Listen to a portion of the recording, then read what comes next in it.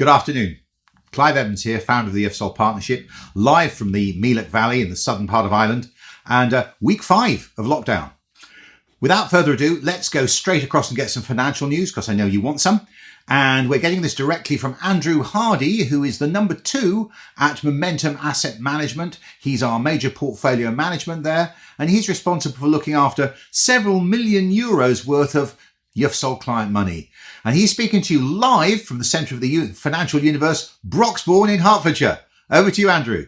The incredible speed and depth of the coronavirus-driven downturn in the economy and markets triggered a major credit and liquidity event in March, with severe dollar shortages and cash becoming king.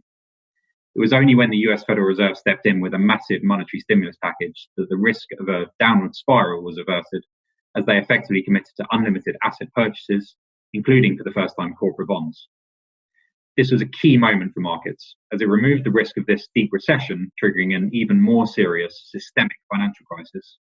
And it's no coincidence that the day of the announcement, March 23rd, marked the lows for equity markets as well. Globally, central bank balance sheets have expanded by $2.7 trillion since early March, comfortably eclipsing the peak 12-month increase during the global financial crisis, and an amount that's roughly equal to the total annual output of the UK economy. This huge level of support is the key driver of the recovery we've seen in markets, with most major stock indices up by over 20% from the lows in late March. We know that financial markets always move to reflect a change in the outlook for economies and corporate profitability, well ahead of anything showing up in corporate earnings and economic data. This lead effect means that much of the economic impact of the crisis was priced into markets during the course of the falls in February and March. As a result, in recent weeks, we've seen markets rising strongly, even in the face of the hard facts being released, highlighting the most rapid economic contraction we've ever seen, including over 20 million jobs being lost in the US. While risks remain high and markets remain difficult to forecast with any level of certainty, we're confident that the extraordinary level of support provided by central banks and governments have ensured that the fabric of economies remain largely intact as we exit this crisis, and a deeper and longer lasting recession has been avoided, and the seeds of a recovery have been sown. Thanks, Andrew. There's some good news out there, isn't there? What other good news? Well, this is a great time to think, and that's what I keep trying to get across to everybody in this series of videos. But what should you be thinking about? I think it's a perfect opportunity to get rid of the buzz noise of our daily lives and start thinking about the things that are important to us. If you like, making sure that we are in control of our daily lives. I've been doing a lot of thinking about what we do at Yachting Financial Solutions, and as you can see, the IFSOL Partnership is part of that. Because what are we all about here? Basically, everyone at the IFSOL Partnership, which is 2 of us, means we basically believe that everyone who helps create a perfect private life for the old super rich should have the opportunity to create the life of their dreams. Does that sound a bit grandiose? Possibly. However, let's overlay that with something important, because dreaming isn't just wishy-wishy stuff.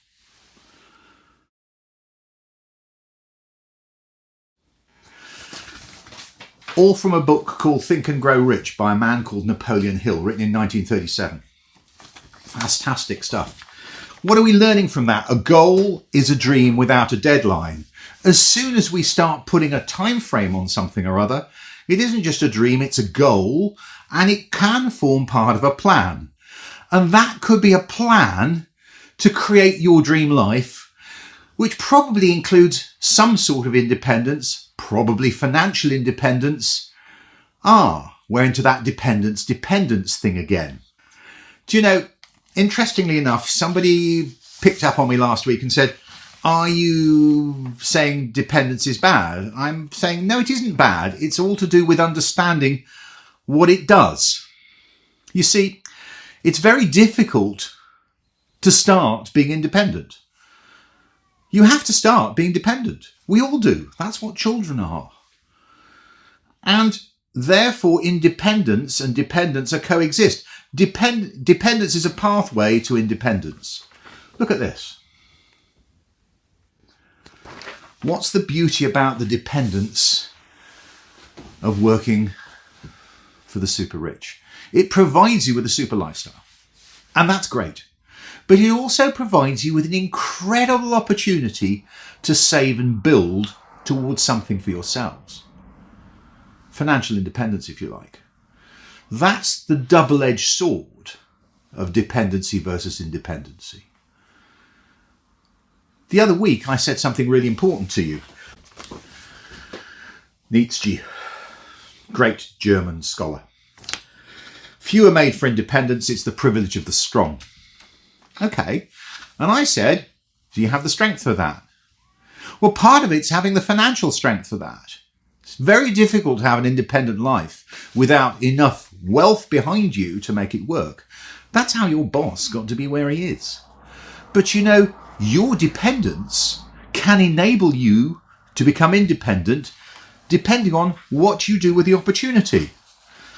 And this will be unsurprising if I bring up the Venn diagram again, won't it? You see, that's got to matter to you. Surely it has. And you know, some of that is within your control. What's within your control? How you spend your time and how you spend your money. Most of the rest of it probably isn't. So why don't you concentrate on those? And why don't you concentrate on the second part of the Venn diagram, which is this one.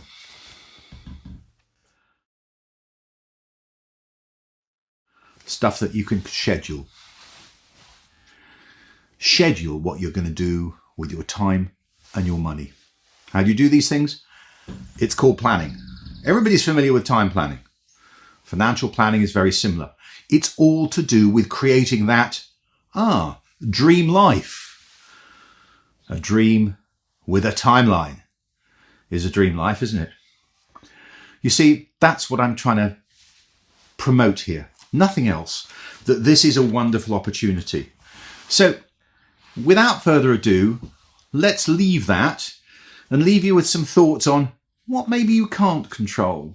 You'll be surprised there's very little you can't control to do with your time and your money. You can control most of it.